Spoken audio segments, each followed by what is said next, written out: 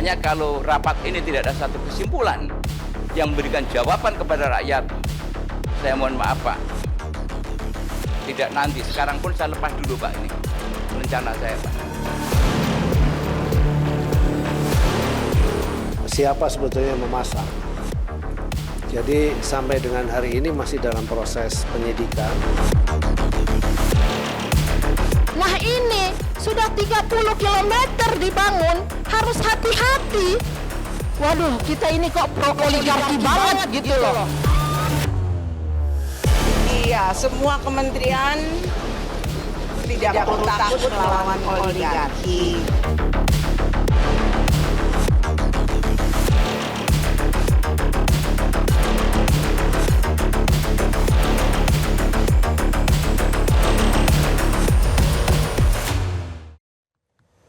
Kembali kita lanjutkan dialog kita, Mas Boyamin. Polda Metro Jaya mengatakan sampai sekarang belum ada unsur pidana dalam kasus pagar laut. Tapi kalau dari cerita yang disampaikan Mas Henry tadi, setidaknya dalam hal data pribadi saja, ini menurut Anda sudah jelas tidak ini ada pelanggaran pidana di sini? Jelas itu. Makanya saya lebih baik lapor ke KPK dengan rumusan pasal 9 Undang-Undang Nomor 20 Tahun 2001 tentang pemberantasan korupsi. Itu sebenarnya hanya mengadopsi pasal 461 KUHP.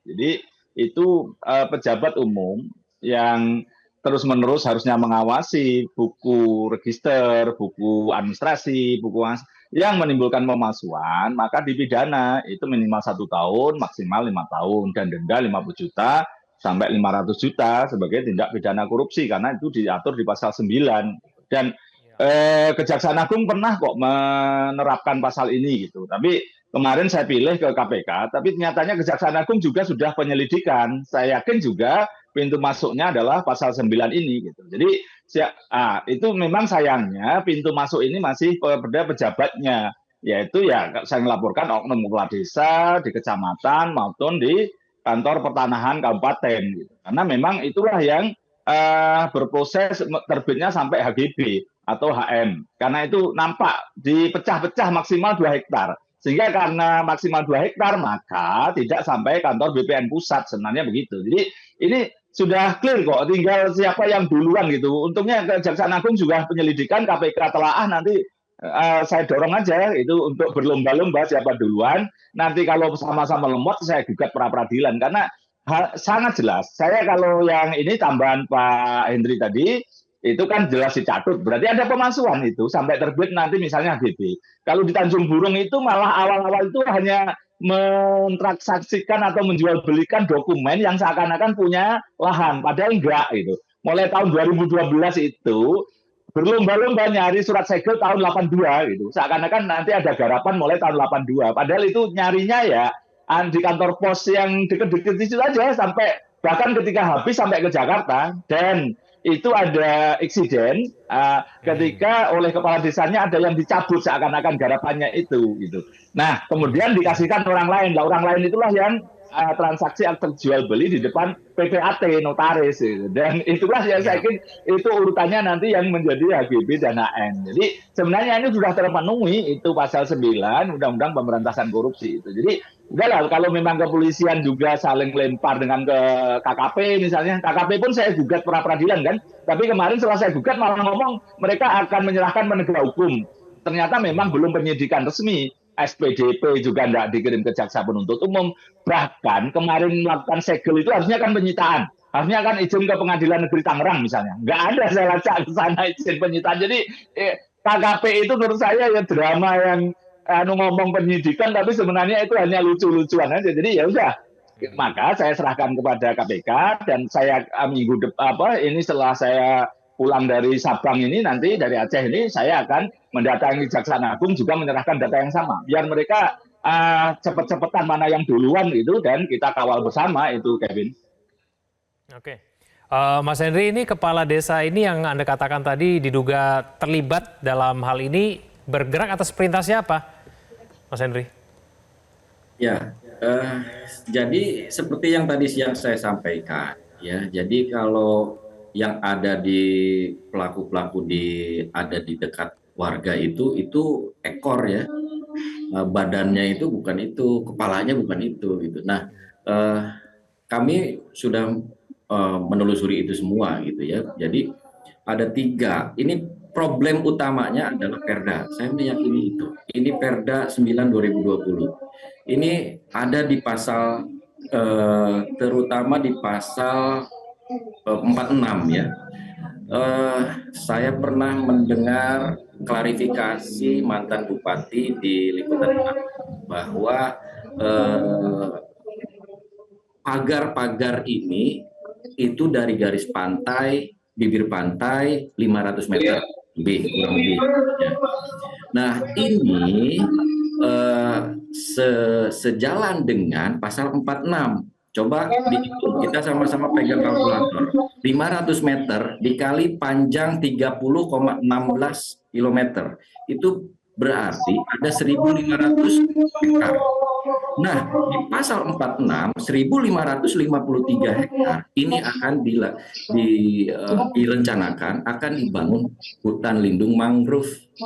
Nah, berarti dapat diduga gitu ya, ya memang paham gitu ya, ini 500 meter dari sini, ini hitungannya dari sini, nah gitu loh.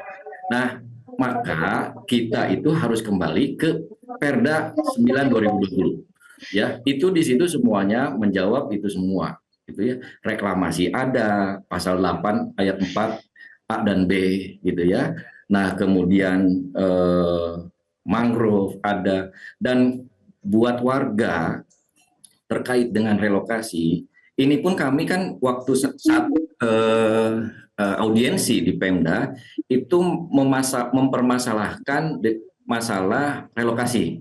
Nah, relokasi ini kami menyampaikan bahwa tidak ada payung hukum, gitu ya.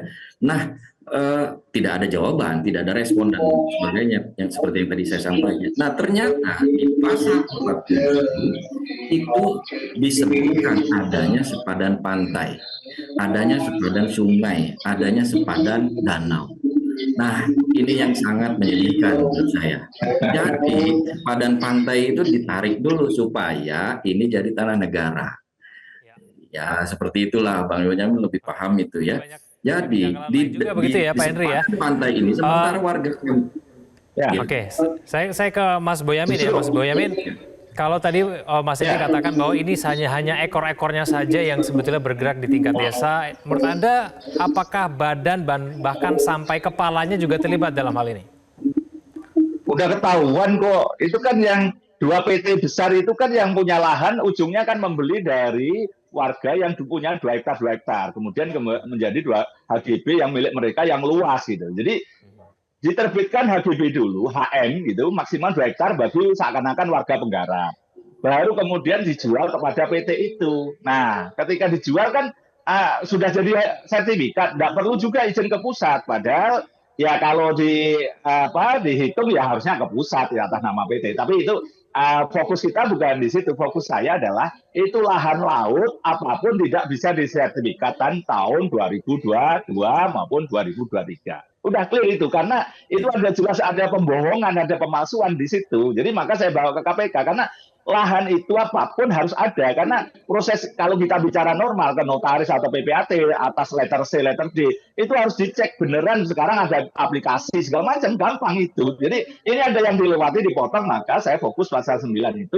Kalau teman-teman memang banyak macam-macam isu, saya membantu warga yang tidak saya kenal satupun, saya belum pernah ke lokasi, tapi saya jengkel melihat situasi itu, oh ini jelas masuk pasal 9, karena saya pernah menerapkan itu di Jakarta Timur. Saya langsung aja, transmisi saya, pemancar saya langsung berbunyi, sudah saya dapat data dari kontak teman-teman di Kabupaten Tangerang, dapatlah termasuk tadi akte jual beli, terus ada yang dicabut haknya, terus kemudian muncul sertifikat. Dan kalau itu mau kita isu politis, memang rencana kan ada Kabupaten Tangerang Utara. Berarti kan sebagian besar lahannya kan lahan PIK 2 sampai yang mau diuruk ini pagar laut ini. Jadi itu saya banyak hal yang bisa digarap teman-teman atau kita munculkan. Tapi saya hanya fokus itu aja, karena nanti supaya ini fokus bahwa ini ada pemalsuan, ada dugaan pemalsuan. Apapun itu harusnya lahan berupa tanah, hamparan yang ada. Karena kalau ada persoalan sudah sertifikat aja, jangankan HGB, HM pun kalau musnah ya hilang gitu.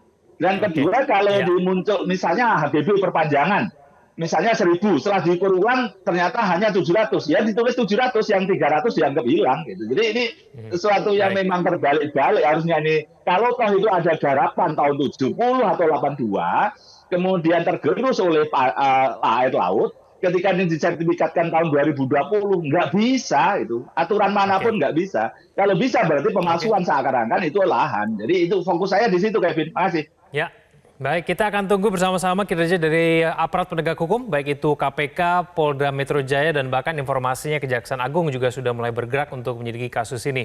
Mas Boyamin, Mas Henry, terima kasih sudah bergabung bersama kami di Prime Time News. Selamat malam. Jelajahi cara baru mendapatkan informasi. Download Metro TV Extend sekarang.